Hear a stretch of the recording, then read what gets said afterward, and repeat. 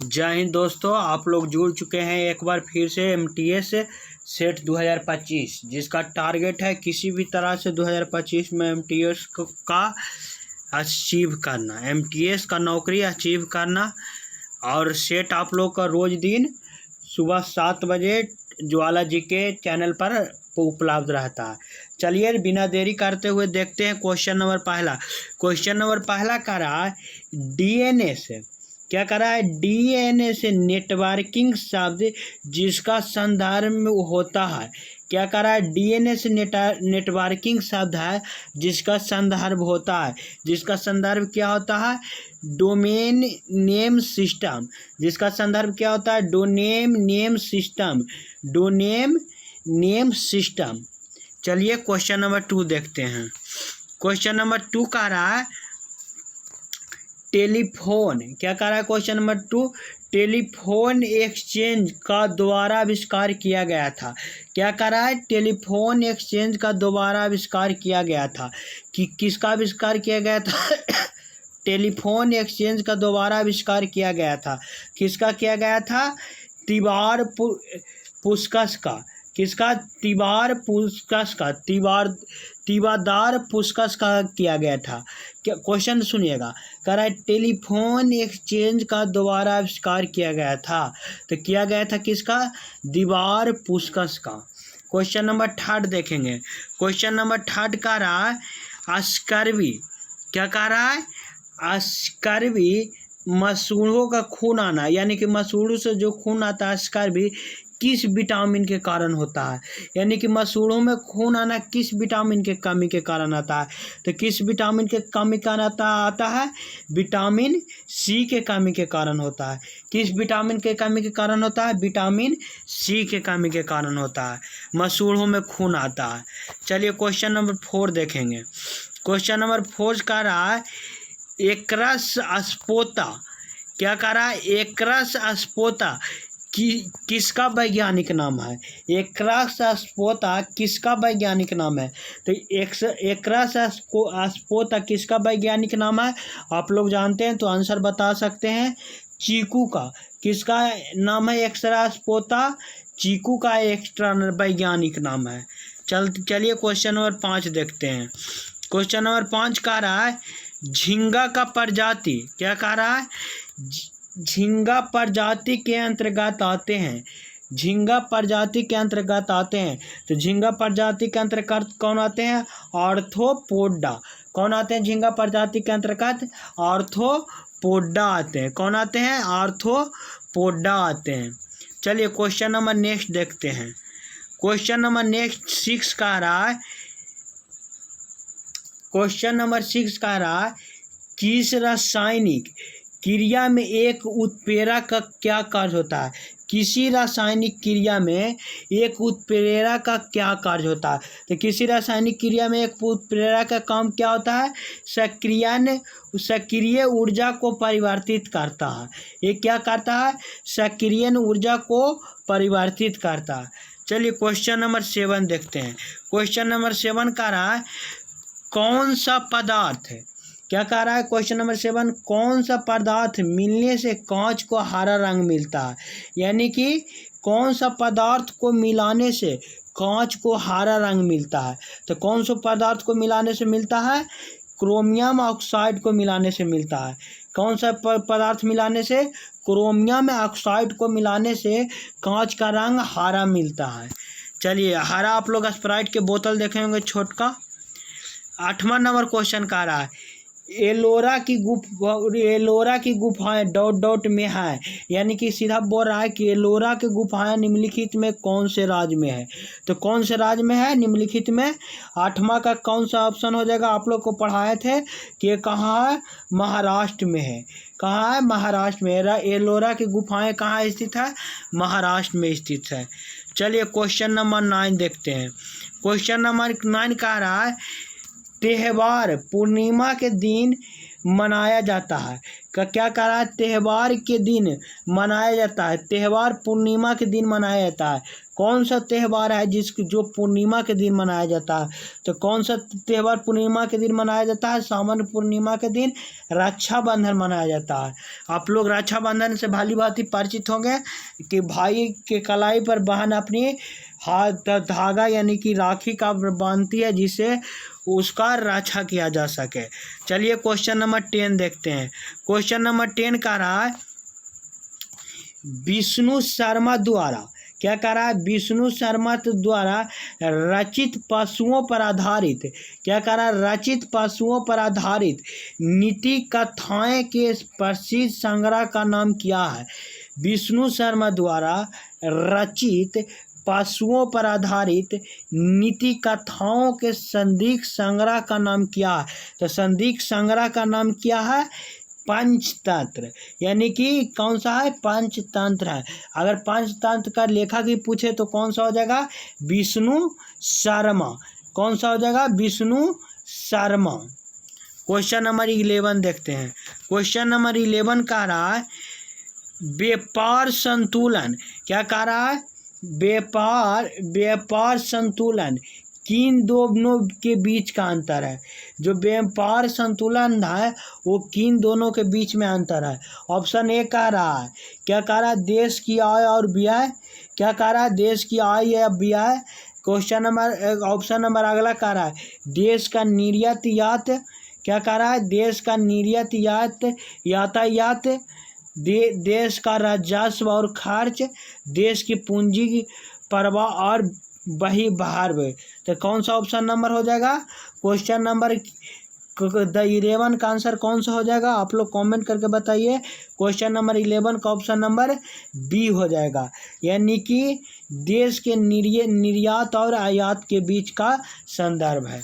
चलिए question number next देखते हैं। क्वेश्चन नंबर 12 देखते हैं। क्वेश्चन नंबर 12 का रहा है निम्नलिखित में से कौन सी गैस, क्या कह रहा है? निम्नलिखित में से कौन सी गैस यदि वातावरण में हो तो अपनी गंध के कारण पहचाना जाता है?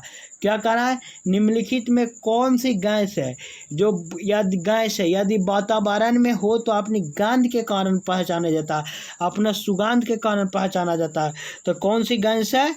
ऑप्शन नंबर कौन सा हो जाएगा? बी हो जाएगा, सल्फर डाइऑक्साइड।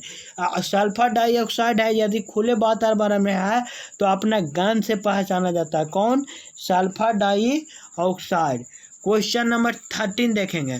क्वेश्चन नंबर 13 का रहा है भारत में, क्या कह रहा है? भारत में जैविक भौगोलिक क्षेत्र की संख्या कितनी है? क्या कह रहा है? भारत में जैविक भौगोलिक क्षेत्रों की संख्या कितनी है? तो कितनी है भारत में जैविक भौगोलिक क्षेत्रों की संख्या कितनी है? तो बी यानी कि 10 है। ऑप्शन नंबर इसका आंसर क्या हो जाएगा? बी हो जाएगा, यानी कि 10। क्वेश्चन नंबर 14 देखेंगे।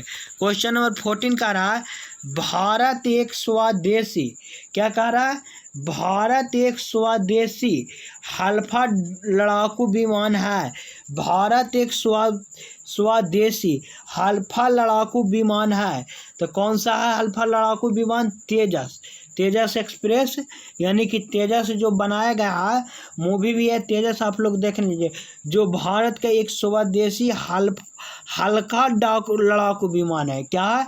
हल्का लड़ाकू विमान है, यानी कि इसका वजन कम है। अगला क्वेश्चन नंबर 15 देखेंगे। क्वेश्चन नंबर 15 कह रहा है पृथ्वी अपनी धुरी के चारों तरफ किस दिशा से घूमती है? यानी कि कहना चाह रहा है क्वेश्चन कि पृथ्वी अपनी अक्ष पर यानी कि धुरी पर चारों तरफ किस दिशा से घूमती है? तो किस दिशा से घूमती है? पश्चिम से पूरब की ओर घूमती है। कैसे घूमती है? पश्चिम से पूरब की ओर घूमती है। चलिए क्वेश्चन नंबर 16 देखेंगे। क्वेश्चन नंबर 16 का रहा भारत के किस राज्य, क्या कह रहा है? भारत के किस राज्य में सर्वाधिक वर्षा होती है? यानी कि क्या कह रहा है कि भारत के किस राज्य में सर्वाधिक वर्षा होती है? तो किस राज्य में सर्वाधिक वर्षा होती है? आप लोग ये भली भांति क्वेश्चन का आंसर जानते होंगे, बताइए कमेंट कर। कौन सा राज्य में जानते हैं आप लोग? 16 के, यानी कि मेघालय में होता है। कहाँ होता है? भारत में सर्वाधिक वर्षा मेघालय में होता है। चलिए क्वेश्चन नंबर 17 देखेंगे। 17 कह रहा है टीपू सुल्तान को था, क्या कह रहा है? टीपू सुल्तान को था का शेर भी कहा जाता था, यानी कि टीपू सुल्तान को कहाँ का शेर कहा जाता था? कहाँ का शेर कहा जाता था टीपू सुल्तान को? तो ए, ऑप्शन नंबर ए हो जाएगा, मैसूर का। मैसूर का टीपू सुल्तान को शेर कहा जाता था। चलिए क्वेश्चन नंबर 18 देखते हैं। क्वेश्चन नंबर 18 का रहा श्री अरबिंदो का जन्म वर्ष से हुआ था, क्या कह रहा है? श्री अरबिंदो का जन्म वर्ष कब हुआ था?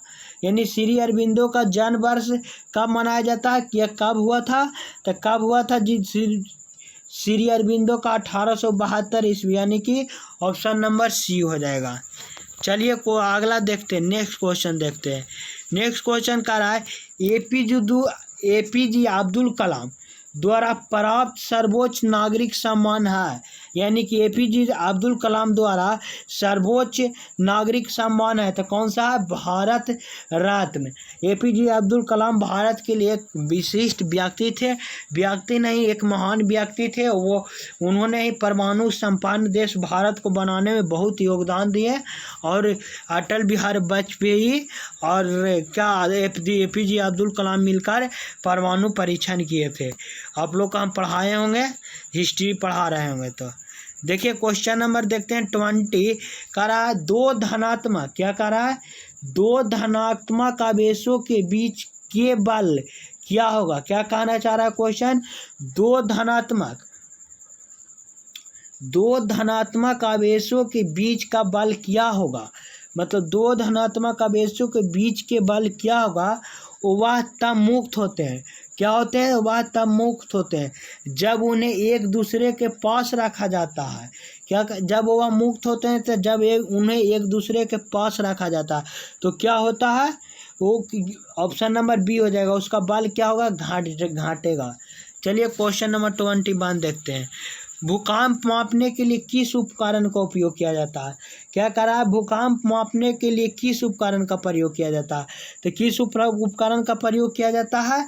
आप लोग ये क्वेश्चन में से पढ़ते आ रहे होंगे, सिस्मोग्राफी का उपयोग किया जाता है। भूकंप मापने के लिए किसका उपयोग किया जाता है? सिस्मोग्राफी का उपयोग किया जाता है। अगला क्वेश्चन 22 देखेंगे।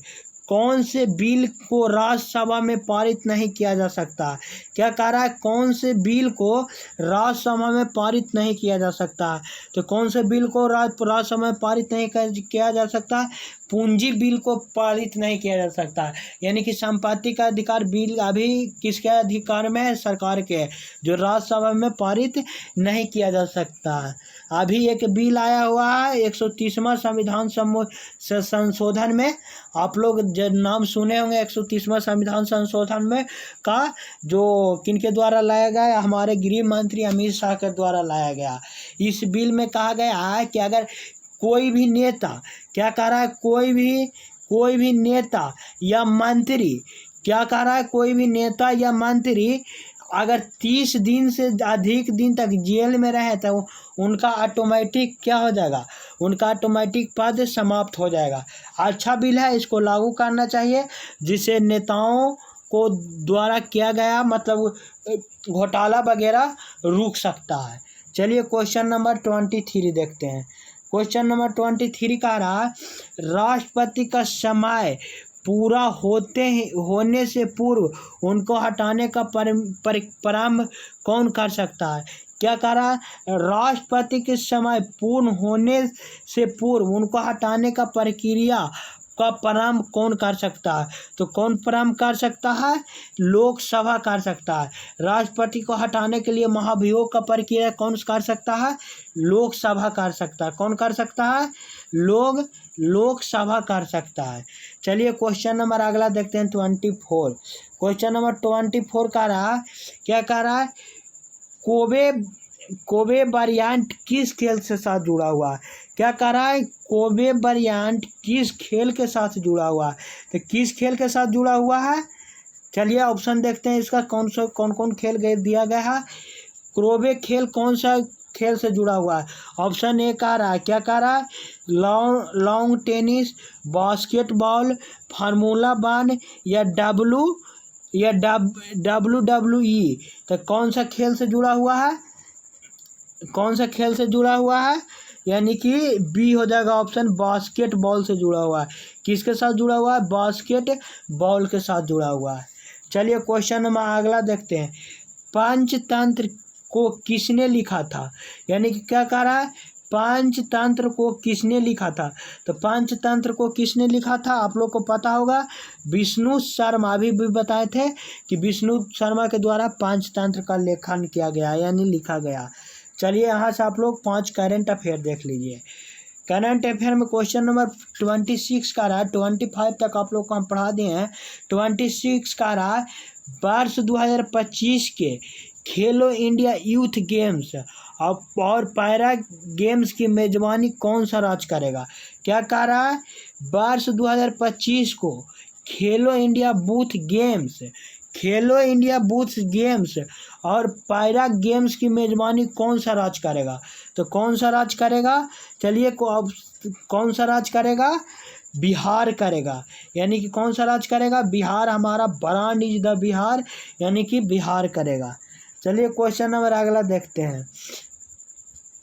कल्पना योजना किस मंत्रालय द्वारा शुरू किया जा रहा है। कायल्प योजना किस मंत्रालय द्वारा शुरू किया जा रहा है। तो किस मंत्रालय के द्वारा शुरू किया जा रहा है, स्वास्थ्य परिकल्पना के द्वारा शुरू किया जा रहा है, स्वास्थ्य परिकल्पना के द्वारा प्रारंभ किया जा रहा है। चलिए क्वेश्चन नंबर 28 देखेंगे।